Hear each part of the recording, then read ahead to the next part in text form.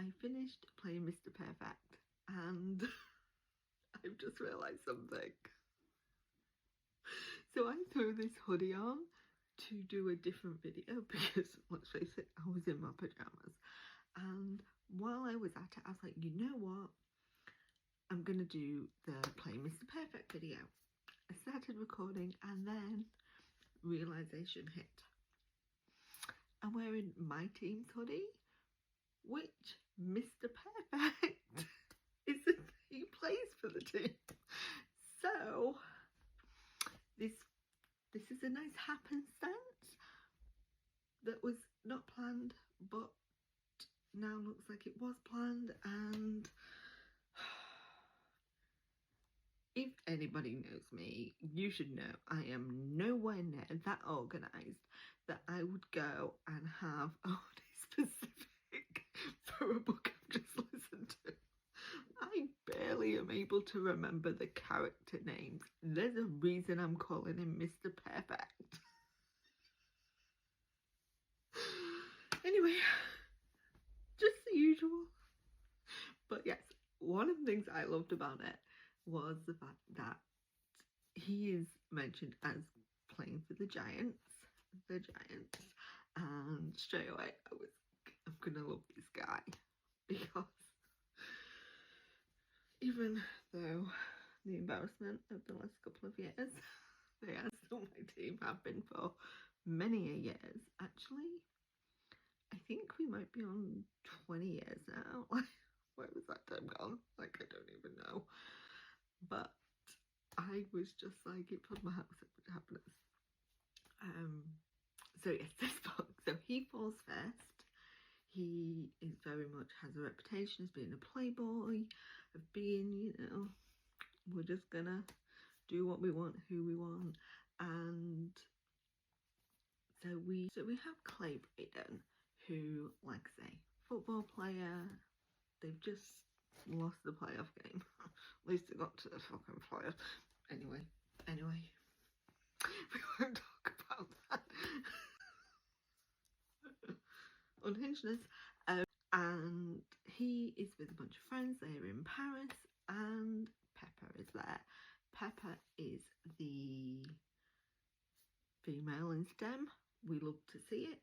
She's very much focused on her career and being a scientist, and does not have time for any silliness that Clay has in mind.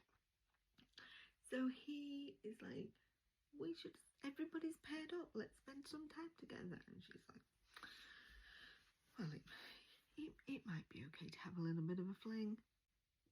He is not planning on a fling.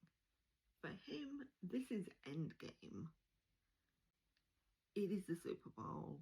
This is playing for keeps. Whereas, although she's like, well, this is maybe what you do on a fling, and this is maybe how, like, maybe this is how things behave. And you just gotta laugh, because she's so oblivious to how this man feels about her. But I loved that about her, because a lot of the time we can think one thing when it's actually another. I think, oh, he just wants to have some fun, not that the guy's madly in love with me and willing to change everything.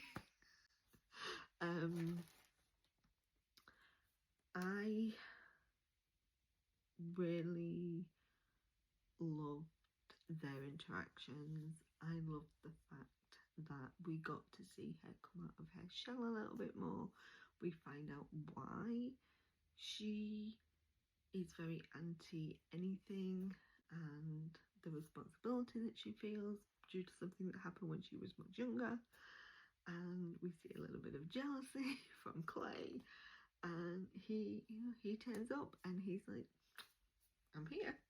And she's like, what are you doing here? And he was like, you said we couldn't do distance, so we're not doing distance. How can you not love him?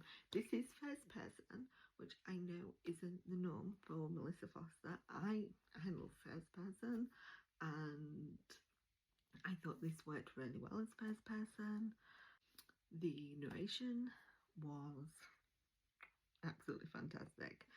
Savannah, Peachwood and Christine Fox worked really well put together, like their voices really matched really well, and I thought for the characters that they were playing as in Pepper and in Clay was just chef's kiss. I loved Savannah in that more reluctant, I'm the smartest person in the room, I've got stuff to do, rather than other types of heroines that we see, and there's nothing wrong with those. I just think Savannah played it so brilliantly, and Christian Fox again was great as Clay, as that cocky football player that actually has a heart of gold. Like, brilliant. They were just both fantastic. Production was fantastic. There's something that happens in it where like all the family kind of are doing something and you don't know they're doing it, and when it's and all the way through that it was happening, I was like, is this something? And then we have a reveal of what it means. And I was like, yes, called it. And then of course we have the kind of darker moment of, oh shit.